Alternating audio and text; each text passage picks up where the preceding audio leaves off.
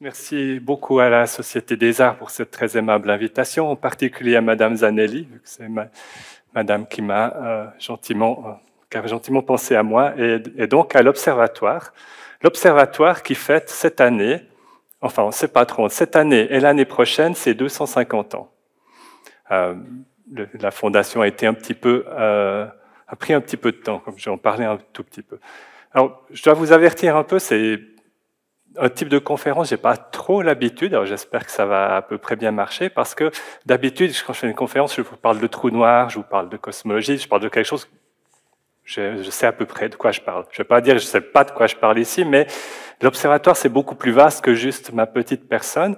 Donc, voilà, j'ai dû faire un petit peu plus large, et comme je vais pas pouvoir parler pendant des heures non plus, je vais devoir survoler quand même un peu des sujets. Le but, c'est un petit peu vous faire sentir la science, la recherche qu'on fait à l'Observatoire de Genève, sans avoir vraiment le temps d'aller dans les détails, mais toutes les questions que vous avez après, je serai très très heureux d'essayer d'y répondre. Donc, je vais d'abord commencer par placer l'Observatoire dans son contexte historique. Alors, on n'a pas de photo de l'Observatoire de 1772, par contre, on en a un du second bâtiment qui a été fait à peu près 60 ans plus tard.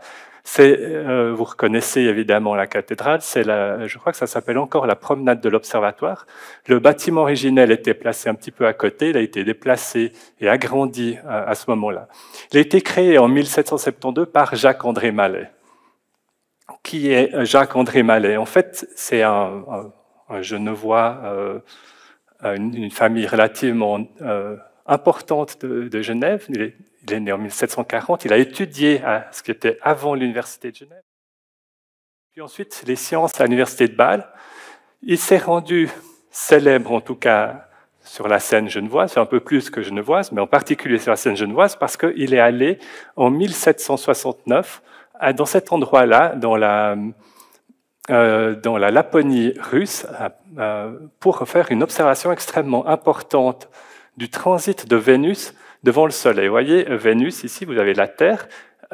Si vous êtes très bien aligné, ça arrive de temps en temps, c'est pas chaque année, c'est relativement rare, eh bien, Vénus passe devant le Soleil et donc on voit une petite tache noire devant le Soleil. Et l'idée, c'est que cette observation-là, si on se met le plus au nord possible et le plus au sud possible, on voit des trajectoires différentes parce qu'en fait, la projection de l'ombre sur le Soleil tombe, si on est au sud, elle va être plus haute que si on est au nord. Et cette observation, qui a l'air juste marrante, en fait, est extrêmement importante parce qu'elle a permis de mesurer la distance du Soleil extraordinairement précisément. Parce que si vous êtes au sud, vous allez dire « Ah, j'ai vu un temps de trajet de je ne sais pas combien de temps. » Si vous êtes au nord, vous voyez un trajet différent. Il y a eu plein d'équipes qui sont allées à différents endroits de la planète pour faire des observations. Et l'expédition de Laponie, c'était probablement une des plus compliquées à faire parce qu'il fallait aller là-bas, c'est pas facile l'accès. Et il n'a pas eu énormément de chance avec le temps, il y a eu de la pluie, on espérait qu'il fasse beau, mais au début, il y a eu du soleil, il a pu voir en tout cas le début du transit, et ces observations ont contribué énormément à mesurer cette distance extraordinairement précisément, et grâce à ça, cette expédition, globalement, a eu un retentissement extrêmement important. Pourquoi un observatoire à Genève? Quelle idée? Dans le contexte historique, Genève, à l'époque déjà, est un haut lieu de l'horlogerie de luxe. Les montres valent très très cher, c'est vraiment des bijoux, mais elles sont extrêmement peu précises. Pourquoi? Parce qu'elles sont basées sur le temps solaire. Le temps solaire, si vous dites à midi, le soleil est exactement au-dessus de votre tête. Mais c'est très très peu précis parce qu'en fait, le soleil il bouge par rapport à... Suivant la saison, il va plus vite, il va moins vite, donc le midi n'est pas exactement au même moment. Et c'est un décalage important, c'est 3 minutes par jour à peu près. Ça veut dire que si vous achetez une de ces montres extrêmement luxueuses, extrêmement chères, au bout de 2 semaines, vous avez presque 1 heure de retard. Ce n'est pas ce qu'on attend d'une montre de luxe. Pour améliorer la précision, il faut changer de référence, il faut observer le temps, ce qu'on appelle le temps solaire moyen, qui lui arrive exactement toutes les 24 heures. Alors, sans entrer dans les détails, je pourrais vous expliquer plus tard, mais on peut observer ce temps solaire moyen seulement en observant les positions des étoiles extrêmement précisément, parce qu'on sait à quel moment elles doivent passer à tel et tel endroit dans le ciel.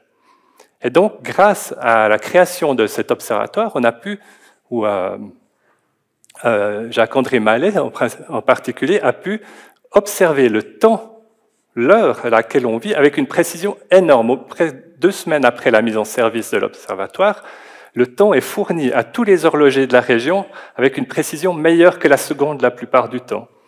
Ce qui permettait aux horlogers d'affiner leur mécanisme, d'augmenter énormément la précision de leur montre. Et d'ailleurs, la Clémence, vous connaissez la cloche de la cathédrale, depuis 1778 se met à sonner au midi, qui n'est pas le midi solaire, mais le midi solaire moyen, celui qui arrive exactement toutes les 24 heures. Et c'est la première ville d'Europe qui se met au temps solaire moyen. Alors vous avez ici une vue d'un instrument, une lunette d'époque, une des toutes premières lunettes de l'observatoire. Je ne pense pas que c'est la première, vu que c'est une photo. Une petite histoire, donc, c'est la fin de la campagne de Russie pour le transit de Vénus.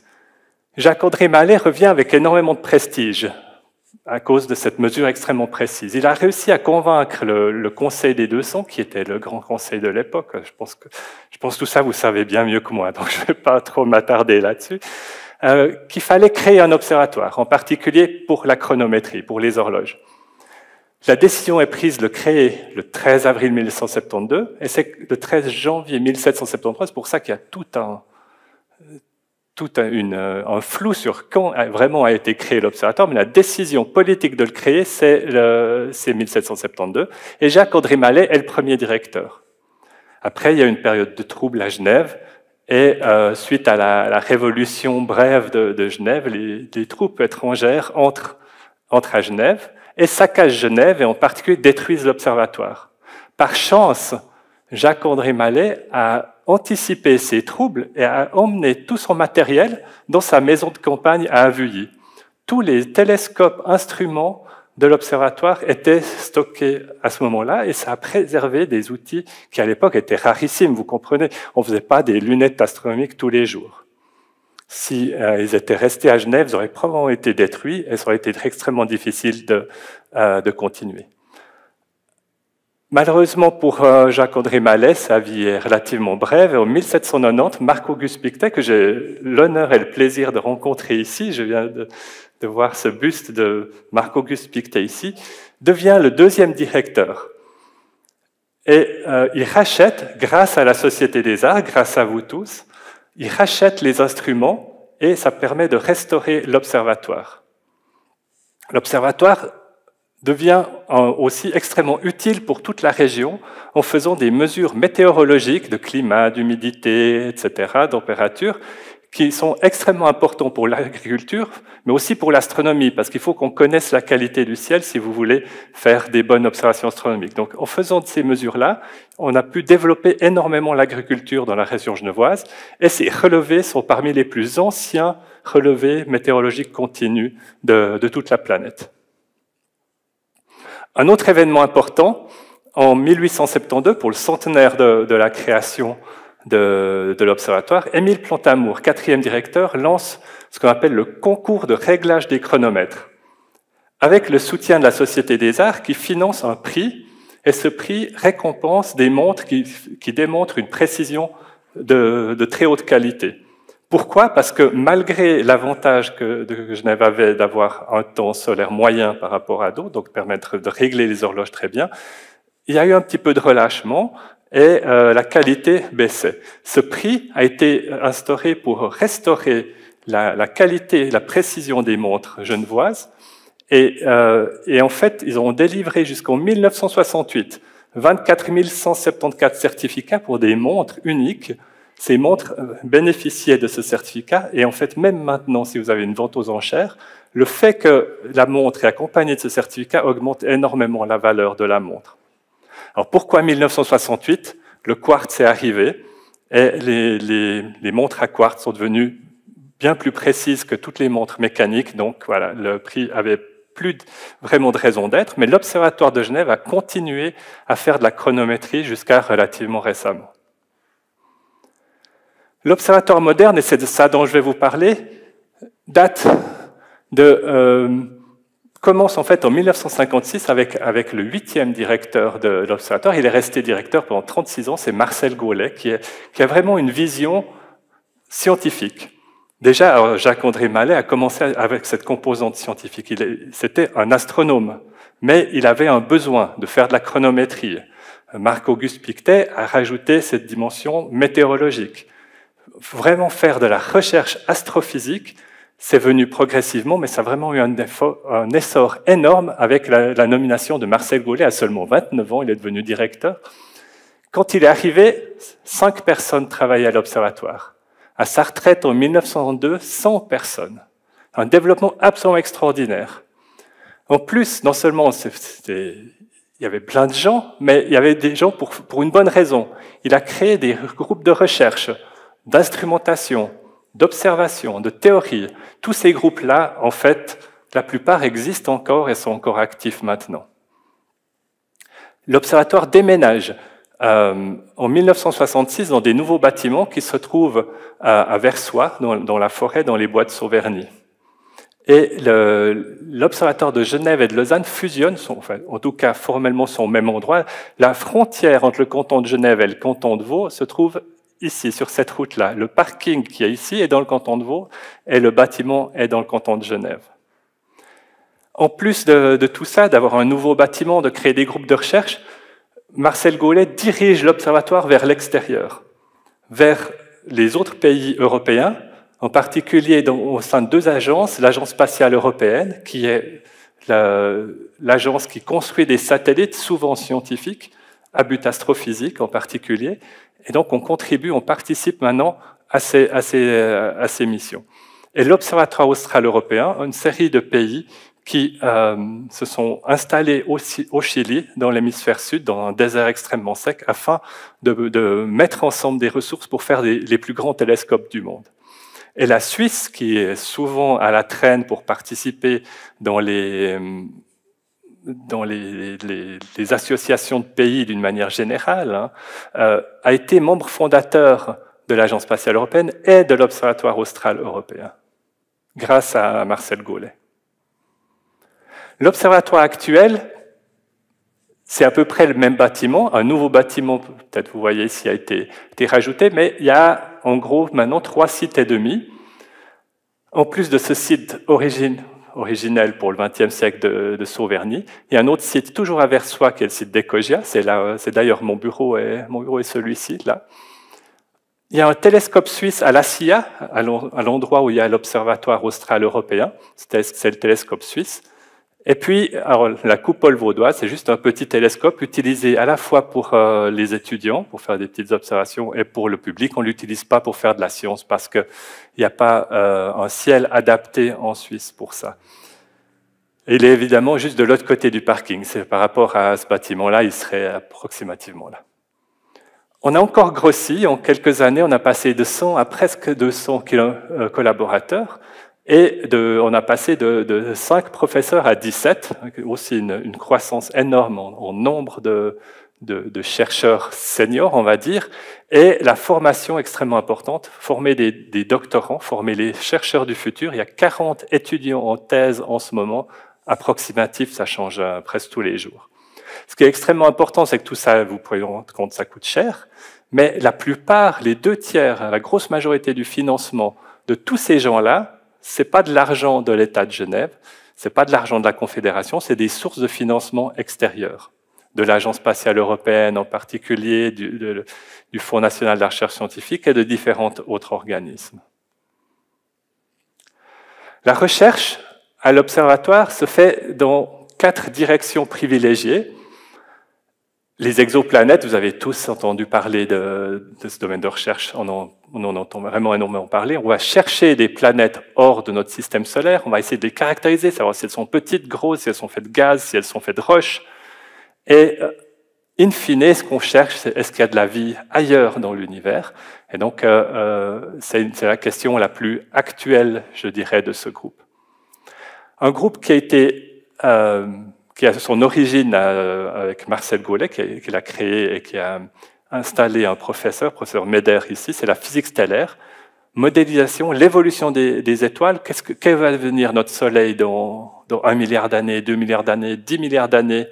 Eh bien, on essaye de le calculer avec la modélisation de l'évolution des étoiles, et aussi un groupe qui cherche à étudier la variabilité à la fois en regardant comme une étoile change de luminosité, on peut sonder son intérieur comme un espèce de rayon X quelque part fait par les ondes. On peut aussi étudier énormément de phénomènes avec ça. Au-delà des étoiles, quand vous mettez beaucoup d'étoiles ensemble, ça vous fait des galaxies, et ces galaxies, vous pouvez les observer extrêmement loin, parce que c'est évidemment beaucoup plus gros qu'une étoile, c'est 100 milliards typiquement 100 milliards de fois la taille d'une étoile. Un groupe cherche les premières galaxies, cherche comment sont nées les étoiles dans ces galaxies, le rôle de la poussière. La poussière, c'est aussi ce qui crée les étoiles, mais c'est ce qui crée aussi ce qu'on appelle poussière en astrophysique, c'est ce qui crée toute la matière que vous voyez ici. On est tous des enfants de poussière. Les poussières d'étoiles, avait dit Hubert Reeves. Et donc, mon groupe, le dernier, l'univers extrême, où on s'intéresse à des objets, on va dire, un peu exotiques, des trous noirs, des étoiles à neutrons, des objets extrêmement denses, où la matière est tellement dense, la matière se transforme complètement en neutrons. Pour vous donner une idée, je ne vais pas parler beaucoup de tout ça, mais un trou noir, si vous avez un objet de la masse du Soleil, si c'est un trou noir, il va tenir dans Genève, il va faire 6 km de diamètre. Si c'est une étoile à neutrons, ça va tenir facilement dans le Canton, 20 km de diamètre. Des objets extraordinairement denses, donc avec des propriétés physiques extrêmement bizarres. Des grandes structures, qui sont les briques d'assemblage de l'univers, et la cosmologie, l'étude de l'univers ensemble, c'est ce qu'on fait donc dans mon groupe. Ce que Marcel Gaulet a compris, ce qui fait une force énorme de l'Observatoire de Genève maintenant, c'est que les chercheurs ne travaillent pas tout seuls. En fait, pour améliorer nos connaissances, on a besoin de piliers sur lesquels se reposer. Alors, il y a effectivement la connaissance des autres. Hein, vous savez, Newton, c'est Einstein qui a dit, si j'ai pu voir plus loin, c'est pas je suis monté sur les épaules de géants. Pensez à Newton, Galilée, etc. Eh bien, effectivement, on a besoin de nos pères, mais on a besoin d'autres choses. Et dès le début, ça a été une volonté de développer l'instrumentation astronomique. On fabrique à Genève des instruments, on contribue à fabriquer des instruments, les télescopes du futur, les détecteurs du futur. On fait de la mécanique, de l'électronique, de l'optique, on contribue à des missions spatiales. Maintenant, le logiciel, c'est quelque chose d'extrêmement important. On traite les données. Tout ça, ça fait partie de l'instrumentation, ce qui fait qu'on a accès en fait aux meilleures données du monde. Parce que si vous avez le détecteur le plus génial, si vous avez contribué à le fabriquer, vous avez un accès privilégié. L'autre chose qui est plus récente, c'est les simulations numériques. On a besoin d'ordinateurs toujours plus performants. Et celui-ci, il s'est fait un peu écraser, le pauvre, mais bon, c'est pas trop grave. C'est un ordinateur qu'on a appelé Yggdrasil. Il y a 4300 ordinateurs à l'intérieur, y compris des cartes graphiques faites pour le calcul numérique. C'est un ordinateur qui n'est pas parmi les plus puissants du monde, mais à notre échelle, déjà extrêmement performant. Et énormément de recherches en astrophysique utilisent en fait ces supercalculateurs. Donc, je vais maintenant passer un petit peu en revue des résultats que j'ai choisis comme étant un peu phares, disons, dans chacune de ces quatre directions. Là, j'ai encore une image qui s'est fait écraser, je suis désolé. Bon, comme c'est un trou noir ou une étoile à neutrons qui se fasse écraser, c'est peut-être à propos.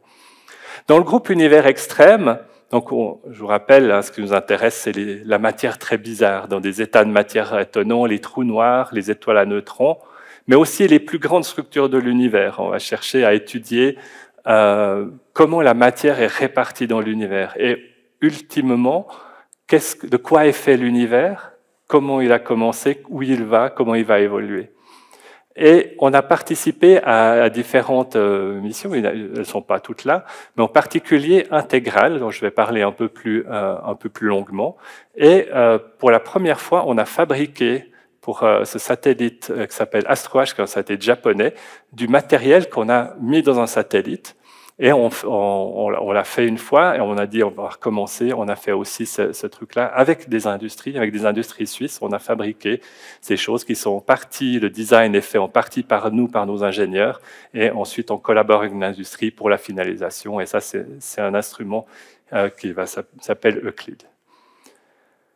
Le Integral Science Data Center est extrêmement important dans le développement de l'observatoire parce qu'en fait, on a inventé une toute nouvelle manière de contribuer à la recherche, en tout cas qui n'existait pas à l'observatoire. D'autres personnes l'ont fait ailleurs, mais à l'observatoire de Genève, personne n'avait fait ce genre de choses. Integral, c'est un télescope aux rayons X et gamma.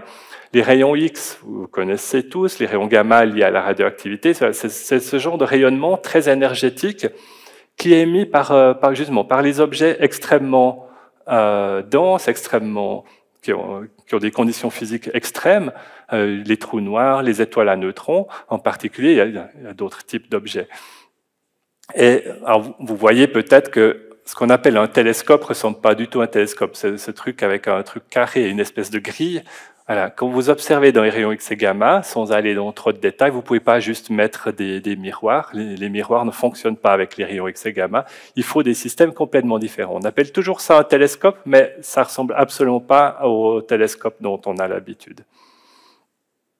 Ce télescope spatial, lancé en 2002, il produit des données très compliquées, en fait, en particulier à cause du fait qu'on ne peut pas faire des images facilement, on ne peut pas réfléchir de la lumière gamma. Donc, il faut des outils informatiques extrêmement compliqués pour analyser les données. Et c'est l'idée, en fait, de mon prédécesseur, Thierry Courvoisier, qui en fait, a créé le groupe qu'on appelait à l'époque Haute Énergie, que j'ai rebaptisé parce qu'on a un peu développé d'autres axes. Il a créé le Integral Science Data Center, qui est un endroit où toutes les données de ce satellite arrivaient. On était les premiers à Genève à recevoir les données, à utiliser des ordinateurs pour les traiter. Là, on voit en fait un scientifique qui est en charge de regarder en temps réel les données pour voir ce qu'il y a dedans, parce qu'en fait, dans le ciel gamma, il y a plein de choses qui s'allument, qui s'éteignent. Et donc, il fallait absolument avoir un œil pour dire « Ah, là, il y a quelque chose de nouveau. » Et s'il y a quelque chose de nouveau, on essaye d'observer mieux et d'essayer de comprendre ce qui se passe. Et donc, pour développer ce centre, c'est un effort considérable. Il y a eu 7 ans de développement, il y a eu jusqu'à 25 personnes à un endroit. On était tellement beaucoup qu'on ne tenait plus dans les murs de l'Observatoire de Sauverny. C'est pour ça qu'on s'est déplacé. On est à quelques kilomètres, toujours à Versoix, mais à Écogia, dont l'espèce de château que je vous ai montré avant. Et 20 ans après, ce satellite fonctionne encore. Alors, on l'avait prévu pour 3 ans. On s'est dit, en 3 ans, on va déjà pouvoir découvrir quelque chose. Puis, allez, si on a de la chance, on le tiendra 5 ans. Après, on se dit, OK, si on a un peu de chance, on essaye. Et au bout de 20 ans, il fonctionne toujours à merveille. Il fait toujours une science extrêmement intéressante et nous occupe encore beaucoup, même maintenant. Une excellente surprise, donc. Il a fait, il y a quelques années, là c'est des résultats de 2017, une découverte absolument fondamentale. Ça a été le résultat de science le plus important de l'année. Alors, Integral ne l'a pas fait tout seul. Vous avez certainement entendu parler d'ondes gravitationnelles. Il y a eu pas mal de bruit dans les médias à l'époque. En 2017, donc il y a déjà eu une détection d'ondes gravitationnelles pour la première fois en 2015 par ce télescope-là. Alors vous voyez, quand je vous parle de télescope, il peut y avoir des formes un petit peu différentes. Ça, c'est un télescope pour observer les ondes gravitationnelles. Et ce télescope, en fait, il y en a LIGO, c'est 2 télescopes aux États-Unis, Virgo, c'est un en Italie, dans la plaine du Pô. Et ils ont détecté ce signal-là, qui est en fait un signal de 2 objets qui tournent. En fait, alors ça c'est en cours du temps, hein, c'est le nombre de secondes. Vous voyez, tout ça, ça se passe en 6 secondes. Depuis la détection jusqu'à la fin du signal, c'est 6 secondes. Et puis là, c'est la fréquence du signal. Ça fait un bruit qui devient de plus en plus aigu. Je ne vais pas vous le chanter, mais il y a des enregistrements de ça. On appelle ça un chirp. Ça ressemble à un bruit d'oiseau un petit peu. Et en fait, ça correspond à 2 objets extrêmement lourds et extrêmement denses qui tournent autour et qui finalement fusionnent. Et lors de cette fusion, en fait, avant la fusion et pendant la fusion, il y a cette émission d'ondes gravitationnelles. Et Integral, alors il y a un autre télescope gamma fait par les Américains qui a aussi détecté ça, mais Integral a détecté 2 secondes approximativement après la fusion du rayonnement gamma. Et grâce à cette détection, déjà, on a pu savoir où étaient arrivés dans le ciel ces objets, parce qu'avec ça, c'est pas évident de savoir précisément où c'est. On dit c'est à peu près par là, mais précisément quel objet est responsable. C'est difficile. On a pu trouver quel objet c'est et comprendre qu'on avait affaire à une fusion explosive de 2 étoiles à neutrons qui ont explosé comme une supernova, mais moins forte. On appelle ça une kilonova. Et on s'est rendu compte qu'en fait, presque tout l'or dans l'univers est créé dans ce type d'explosion. Il y a une création d'or absolument énorme. Alors, c'est un peu loin pour aller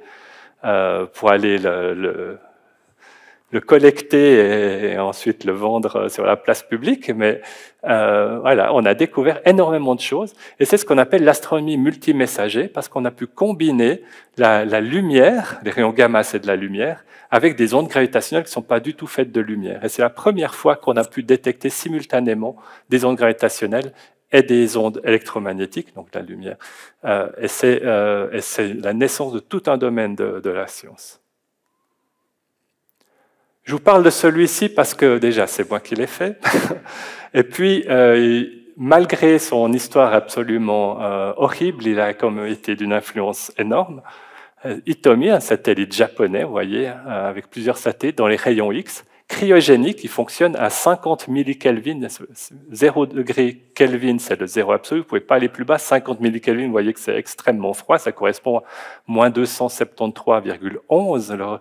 Le zéro absolu, c'est moins 273,16. Et donc, on a fabriqué, c'est la première fois que l'Observatoire de Genève fabriquait du matériel spatial pour une mission d'astrophysique. On a fabriqué ceci avec une entreprise, avec RUAG, pour l'instrument principal de ce télescope, qui était absolument révolutionnaire. Et malheureusement, Hitomi a eu un problème, s'est désintégré 6 semaines après 6 semaines d'opération. Pas 6 semaines après son lancement, après 6 semaines d'opération, on n'a pu faire qu'une seule observation. Le but est d'observer justement des bulles de gaz extrêmement chaudes, extrêmement énergétiques, et ça nous permet de voir la vitesse et la turbulence, donc de comprendre en fait les conditions, on va dire, météorologiques dans ces objets qui sont à l'autre bout de l'univers. C'est un résultat extrêmement important. Nature, qui est le journal le plus important pour la science, les résultats les plus fantastiques sont publiés dans Nature, a écrit quelque chose. Aucune mission n'a autant changé l'astronomie en aussi peu de temps que Hitomi. Alors, en 6 semaines, une observation a fait des résultats absolument fantastiques. Dans le groupe Galaxy, il y a quelque chose que je ne comprends pas, bon, il faudra vivre avec. Dans le groupe Galaxy, où on s'intéresse aux galaxies, on essaie d'observer le plus de galaxies possible, on essaie d'observer les galaxies les plus loin possible, l'observatoire a contribué à la fabrication de Moons, qui est toujours en construction d'ailleurs, qui est, vous voyez ici, sur chacun de ces, alors il est encore en train d'être rempli, chacun de ces petits points noirs, c'est un petit robot qui est capable d'observer une galaxie. Donc on positionne ce robot pour qu'il observe une galaxie à la fois, et comme il y en a à peu près 1000, vous allez observer en une fois, c'est comme si vous aviez 1000 télescopes. Et en fait, la lumière est envoyée sur les détecteurs après, et donc c'est une énorme chambre refroidie pour avoir la meilleure qualité possible. C'est énorme, et tous les détecteurs sont stockés là-dedans. Et la lumière provient de ces petits robots qui disent chacun, moi j'observe cette galaxie, moi j'observe cette galaxie, moi j'observe celle-ci. Et cet instrument va être installé sur les VLT, les très grands télescopes qui sont au Chili. C'est 4 télescopes de 8 mètres. Ensemble, ça fait l'équivalent de télescopes de 16 mètres. Et donc, ces télescopes sont extrêmement importants pour la Suisse. Ils font partie de l'Observatoire austral européen, où la Suisse est membre à part entière. Bien sûr, vous avez tous entendu parler de Webb, ou de James Webb Space Telescope. Maintenant, on est censé l'appeler juste Webb. C'est un télescope infrarouge qui est révolutionnaire par sa taille. Le diamètre de son télescope fait 6 mètres. Et en fait, plus vous avez un grand télescope, plus les images vont être de meilleure qualité. Surtout si vous êtes dans l'espace, c'est aussi simple que ça. Juste pour vous donner des exemples, un télescope infrarouge qui s'appelle WISE, vous avez l'image ici, le nouveau modèle Spitzer. Vous voyez déjà, on reconnaît les 4 étoiles ici, qui sont ici, les 4 qui sont là. Vous voyez déjà une amélioration. Et vous voyez absolument incomparable l'image faite avec Webb, d'une qualité absolument spectaculaire. C'était le cadeau de Noël de l'année passée, lancé en décembre. Il est fait pour 2 types de choses. Soit il étudie la matière froide, par exemple le milieu interstellaire, la matière qui est entre les étoiles, mais aussi les exoplanètes, parce que les exoplanètes, c'est froid. Dans la Terre, c'est 300 degrés, c'est froid. Mais aussi, par le fait qu'il observe dans l'infrarouge, il peut observer beaucoup plus loin, et il va étudier la formation des premières galaxies. Et là, il y a eu une surprise absolument incroyable quand on a vu le programme d'observation de Webb, le premier programme d'observation. L'Observatoire de Genève est le 3e meilleur institut du monde, donc devant plein d'instituts américains. Les 2 premiers sont américains, mais le premier du reste du monde est de loin, c'est l'Observatoire de Genève, le 3e meilleur institut pour l'exploitation scientifique de Webb. Qu'est-ce que ça veut dire? En fait, quand on met un satellite dans le ciel ou sur Terre, on le met à disposition de toute la communauté. On dit, je vous le donne, vous pouvez l'utiliser, mais il faut que vous le méritiez. Dites-moi ce que vous voulez faire. Et on fait ce qu'on écrit, des propositions scientifiques. On dit, voilà, je vais observer ça, parce que si j'observe ça, je vais apprendre ça, et c'est extrêmement important à cause de ça. Et donc, c'est compétitif, et les meilleures propositions sont retenues, et donc ça veut dire, voilà, l'observatoire fait partie des tout meilleurs instituts du monde, en particulier sur cette métrique d'accès au télescope Webb. On espère que ça continuera, parce qu'évidemment, à chaque fois, on va continuer d'observer. Il y aura des nouveaux appels à propositions. Un résultat maison d'un de mes collègues, c'est le groupe du professeur Hush. Les premières galaxies, alors, ok, vous avez tous vu quelques images, bon, celle d'avant, par exemple, de James Webb, qui fait des images fantastiques, mais ce n'est pas seulement les images. C'est juste pour vous montrer que alors c'est clair, c'est beaucoup plus facile de parler au public avec des images, mais pour nous les astronomes, quelque chose super moche comme ça, c'est extraordinairement important. C'est l'image de la même galaxie, extrêmement lointaine, dans plein de couleurs différentes. Ici, on se trouve dans de la lumière, c'est de l'infrarouge, donc il n'y a pas réellement des couleurs. Mais imaginons que c'est l'arc-en-ciel. Ici, on se trouverait dans l'ultraviolet, dans le violet, dans l'indigo, le bleu, le vert, le jaune, l'orange, le rouge. Et ce qu'on voit, c'est que ici, on ne voit rien, justement. Il y a que du bruit. Ici, il n'y a que du bruit aussi. Ici, ouais, il y a peut-être un petit truc. Puis après, on voit qu'on détecte très bien. Le noir, c'est le signal, en l'occurrence. Donc, on voit qu'on le détecte très bien seulement du côté rouge du spectre, pas du côté bleu. Alors, on est dans l'infrarouge, donc c'est pas, je vous rappelle, c'est pas l'arc-en-ciel, on est plus loin, mais c'est l'image. Et pourquoi c'est extrêmement important? En fait, notre univers, à un moment donné, il a bloqué la lumière qui était trop bleue. Et on sait à quel moment c'est, et en fonction de à quel moment notre source apparaît, on peut déterminer à quelle distance il est. Et là, alors, je vous passe les détails de ce graphe, mais ça montre, ce graphe montre qu'en fait, notre source, elle est probablement à une distance ou à un âge qui correspond à 13,2 milliards d'années-lumière. Pas une distance, pas un âge, j'ai oublié les années-lumière, 13,2 milliards d'années tout court. Donc, notre univers, il a 13,7 milliards d'années. Ça veut dire qu'on a trouvé des galaxies qui sont nées pendant les premières centaines de millions d'années. Et c'est extrêmement tôt. Il s'est passé extrêmement peu de temps pour former autant de... Ces galaxies sont déjà extrêmement grosses. Et maintenant, la question, c'est comment on a fait pour former ces galaxies en aussi peu de temps.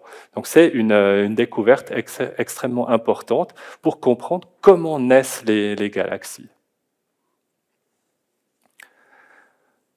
Le groupe stellaire, essentiellement en termes d'instrumentation, dans leur groupe, ils font beaucoup plus de modélisation, de numérique, de modélisation numérique, de théorique, d'observation, mais il y a une partie qui utilise le satellite Gaia, fait par l'Agence spatiale européenne, et participe à l'analyse de leurs données. Et en fait, Gaia a une mission extrêmement fondamentale.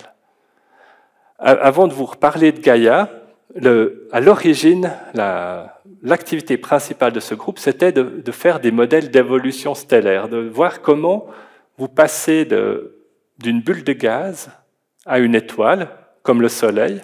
Qu'est-ce qui va se passer quand notre Soleil aura 10 milliards d'années? Qu'est-ce qui va se passer après? Et qu'est-ce qui va se passer quand le Soleil aura 100 milliards d'années, etc. Ou alors, si vous avez une autre étoile beaucoup plus grosse, vous prenez Sirius, qu'est-ce qui va lui arriver? Elle va exploser en supernova, elle peut-être former une étoile à neutrons, un trou noir, etc. On essaye de comprendre la vie des étoiles en essayant de simuler leur vie, leur évolution. Et ce diagramme, c'est un diagramme d'évolution. Vous avez ici la température de l'étoile à la surface, et ici vous avez la luminosité. Et donc 1.0, c'est une fois la masse du Soleil, donc c'est notre Soleil. Donc en fait, là, ce que j'ai mis en rouge ici, c'est la vie de notre Soleil. On voit que il a une température, alors 3,8, ça veut dire à peu près 6000 degrés, c'est la température actuelle, et 0, c'est la luminosité solaire. On voit qu'au bout d'un certain temps, il va avoir une luminosité qui va être jusqu'à... chaque fois que vous passez de 1, c'est un facteur 10, donc il va changer d'un facteur peut-être 3 en luminosité, et il va continuer, à un moment donné, il va quitter c'est quand il va passer de ce point jaune à ce point rouge, il va énormément augmenter de luminosité. Heureusement, pour l'instant, il va bouger extrêmement lentement, mais à un moment donné, il va bouger très vite, et là, il faudra avoir pris des options pour aller ailleurs, et ailleurs, c'est pas sur Mars, il faudra aller beaucoup, beaucoup plus loin que Mars si vous voulez vivre, mais bon, on a quelques milliards d'années devant nous. Gaïa, à l'Observatoire de Genève, est aussi un projet extrêmement important. Gaïa, le but, c'est de mesurer les positions et les distances et les mouvements des étoiles de notre galaxie. Il est fait d'une telle manière, c'est un peu comme de la géométrie. Si vous voulez mesurer la hauteur d'un sommet, vous vous mettez à un endroit et vous regardez à quel angle vous voyez le sommet. Vous prenez le sommet du Salève, par exemple, vous mettez du côté du jet d'eau, puis après vous allez à Chancy pour regarder sur quel angle vous voyez le sommet, et en composant ces angles-là, vous arrivez à mesurer l'altitude du Salève. En fait, Gaïa fait un petit peu la même chose avec les étoiles. Et il y a un groupe, mon collègue Laurent Heyer, qui utilise les données de Gaïa. Il participe à analyser les données pour toute la communauté. Et eux, alors, ils utilisent la variabilité des étoiles. Vous voyez ici sur cette image, c'est les 40 000 étoiles les plus proches. Et chacun des petits traits, c'est le mouvement que va faire cette étoile dans le ciel pendant les 400 000 prochaines années. Donc, si vous avez une constellation que vous aimez bien, si vous venez dans 400 000 ans, là on n'arrive pas à distinguer les trajets individuels, mais votre constellation va plus du tout ressembler à ce qu'elle est, ça va être complètement différent.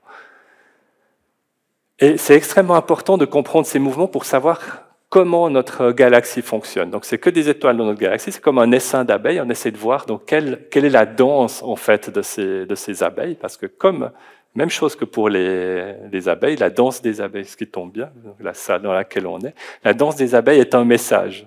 Ça nous indique quelque chose sur notre environnement. Eh bien, cette danse des étoiles nous indique de quoi est fait notre galaxie. Est-ce qu'il y a, justement, par exemple, est-ce qu'il y a de la matière noire dans notre galaxie, de la matière qu'on ne voit pas, qui n'est pas sous la même forme que les étoiles et tout ça.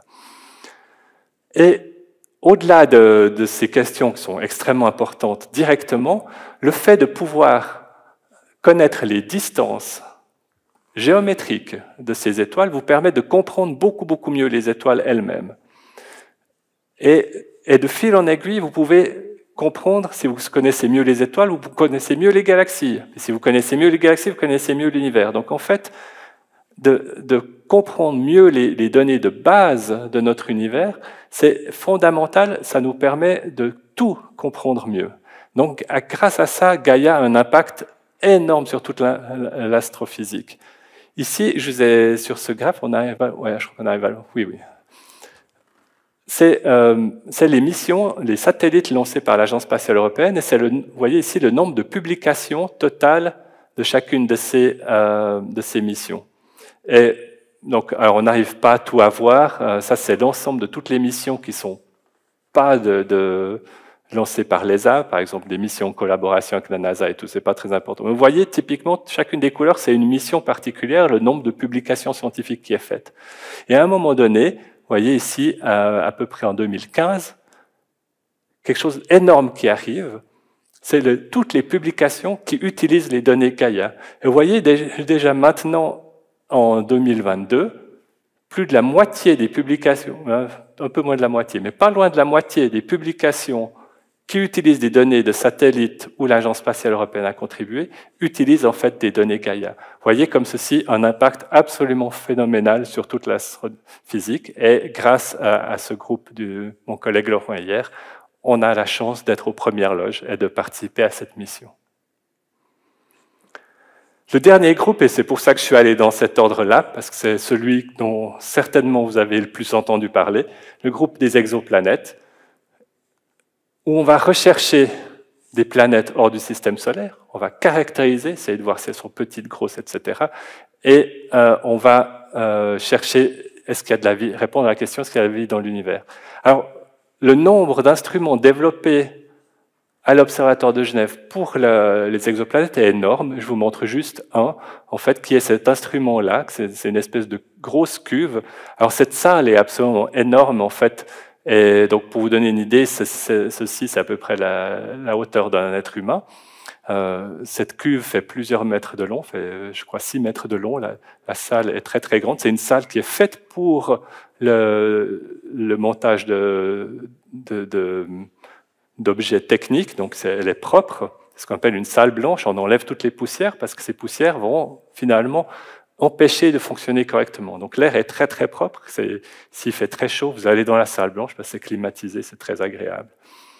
Et donc c'est un instrument pour le VLT, pas pour le VLT, mais pour les VLT. Cet instrument en fait ne va pas être mis juste sous les télescopes, il va être mis à un endroit par ici, et tous les télescopes peuvent lui envoyer, les 4 ensemble, lui envoyer la lumière. Et comme ça, ça veut dire que c'est comme ça doublait la taille, doublait le diamètre, ça multiplie par 4 la surface. Donc au lieu d'avoir un télescope de 8 mètres, vous avez l'équivalent d'un télescope de 16 mètres. Et je vous montrerai un peu ce qu'Espresso a fait. Mais évidemment, vous savez tous, et ça c'est la grande fierté de Genève et de l'Université de Genève en particulier, en 2019, c'était extrêmement bien, le timing était parfait, parce qu'une année plus tard, ça aurait été extrêmement triste. En 2019, le prix Nobel de physique attribué à mes deux collègues, Michel Mayor et Didier Queloz, James Peebles aussi, mais il n'est pas de chez nous, il ne fait pas des exoplanètes, c'est pour ça que je le mets un peu en parenthèse, mais il mérite tout à fait son prix Nobel, il fait de la cosmologie. Et donc, un retentissement mondial, hein, c'était les 2 seuls prix Nobel, ce sont toujours les 2 seuls prix Nobel de l'Université de Genève. Alors, il y a aussi des médailles Fields, qui sont les équivalents mathématiques des prix Nobel. Donc, il y avait déjà une médaille Fields avant, avec Stanislas Smirnov. Maintenant, il y en a une autre, en plus un étudiant qui a obtenu la médaille Fields. Donc, on est bien, mais juste pour que vous sachiez, jusqu'à récemment, les PFL avaient aucun prix Nobel et aucune médaille Fields. C'est que cette année qu'ils ont obtenu le premier prix, qui sont ces catégories de prix les plus performantes. Voilà, pour notre petite guéguerre le long du lac Léman, ça nous fait du bien, ce prix Nobel. Mais Michel Mayor a été la personne qui a pensé toute sa vie à trouver des planètes. Et déjà à l'époque, il avait développé une instrumentation qui s'appelait Coravel, qui était absolument incapable de trouver des exoplanètes, mais qui était déjà la meilleure chose qu'on pouvait faire à l'époque. Et après, il a amélioré, puis à la fin, le dernier exemple, c'est Espresso, qui est le meilleur instrument pour ceci. Au-delà du prix Nobel, le groupe Exoplanète est un leader mondial. Il y a 10 professeurs, 10 sur 17, c'est absolument énorme, plus de la moitié, et un pôle de recherche nationale, c'est pôles qui sont créés tous les à peu près 10 ans par la Fondation suisse pour la recherche scientifique, de dire on va injecter des millions et des millions, le budget c'est quelque chose comme 18 millions, pour faire d'un domaine un domaine d'excellence. Eh bien, ce domaine de recherche des exoplanètes en Suisse, grâce à Michel Mayor, a obtenu ce pôle de recherche national. Et en plus, c'était bien avant le prix Nobel. Alors, comment est-ce qu'on trouve des exoplanètes? La première, c'est celle qui a donné le prix Nobel, c'est 51 PEG B. 51 PEG, alors le B, c'est la deuxième étoile. A, qui n'est pas une étoile, c'est le deuxième objet, le plus petit objet. PEG, c'est pour la constellation de Pégase. Alors, si vous connaissez un tout petit peu le ciel, c'est extrêmement facile de trouver Pégase. Vous levez la tête et vous avez un carré dans le ciel, c'est le carré de Pégase. Et 51, c'est juste la numérotation, commence par la plus brillante, on l'appelle alpha. Quand on a épuisé l'alphabet grec, on met des numéros. Donc ça veut dire il y a 24 lettres grecques, 51, donc ça fait la 75e plus brillante étoile de la constellation de Pégase. Je ne pense pas que ça vous donne suffisamment d'informations pour la trouver comme ça, mais voilà, une étoile très connue, très, très brillante. Et ils ont observé avec cet instrument, qui est tout petit, qui s'appelle Elodie, qui est fait pour mesurer les vitesses radiales. Mesurer les vitesses, exactement le même principe que si vous faites attraper par la police en faisant un excès de vitesse, le radar, c'est exactement le même principe. Seulement, le radar n'utilise pas les mêmes types d'ondes, mais sinon, le principe est absolument identique. Et donc, on voit l'étoile 51 Pégase A, pas B. On n'arrive pas à voir une planète directement. Et on voit sa vitesse radiale en fonction du temps. On voit que ça aussi. Des fois, elle vient vers nous avec une vitesse de 50 mètres par seconde. Des fois, elle s'éloigne de nous avec une vitesse de 50 mètres par seconde. Alors, 50 mètres par seconde, c'est pas énorme comme vitesse. Hein. Ça veut dire, si vous avez 10 mètres par seconde, ça fait 40 km/h, par exemple. Hein. C'est Usain Bolt, il court à 10 mètres par seconde et ça lui fait, il court à 40 km/h. Donc ici, si vous multipliez par 5, vous voyez que ça fait 200 km/h. Pour une étoile, c'est pas forcément énorme. Et donc, cet instrument, Elodie, était déjà capable de mesurer des vitesses à une précision de 5 mètres à la seconde. Et cette oscillation veut dire qu'en fait, l'étoile oscille comme ceci vers nous. Et en fait, elle fait ça parce qu'il y a une planète autour. Et en fait, elles dansent l'une autour de l'autre. Et c'est ça c'est ces vitesses radiales qu'on voit qui nous indiquent que l'étoile répond à la présence d'une planète. Et ce petit instrument, fait en grande partie à Genève, mais pas entièrement, une collaboration avec des instituts français, a été mis sur un télescope à l'Observatoire de Haute-Provence, qui est donc au sud de la France. Et on n'avait pas eu du tout idée à l'époque que cet instrument allait pouvoir détecter des planètes. Ça a été une surprise énorme. 51 Peg-B est arrivé bien avant son temps.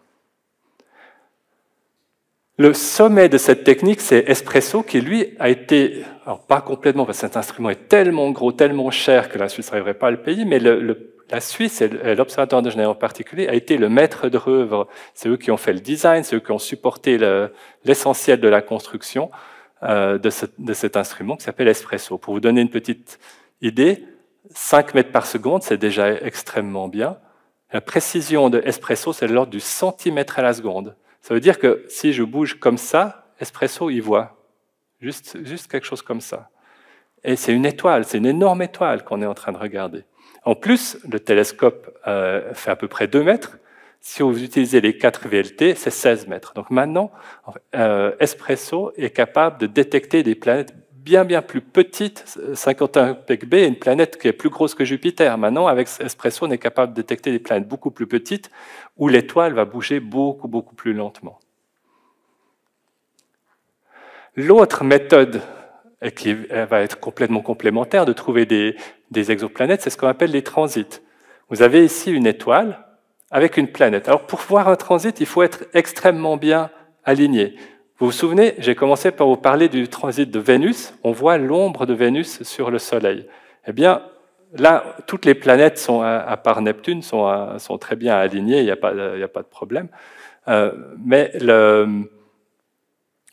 pour les transits pour voir un transit autour d'une étoile qui n'est pas dans notre système solaire, une autre étoile, il faut une chance incroyable. Il faut que vraiment on soit aligné avec le plan où il y a la planète, de sorte que vous voyez, si vous regardez par-dessus, vous n'avez jamais d'ombre. Donc il faut vraiment être extrêmement bien aligné. Mais il y a tellement d'étoiles que ça arrive. Et donc il y a énormément de planètes qu'on détecte comme ça. Vous regardez au cours du temps l'éclat d'une étoile, puis tout à coup, hop, ça descend. Puis après, ça remonte. En fait, le ça descend, c'est vous avez un objet sombre qui est passé devant, c'est une exoplanète.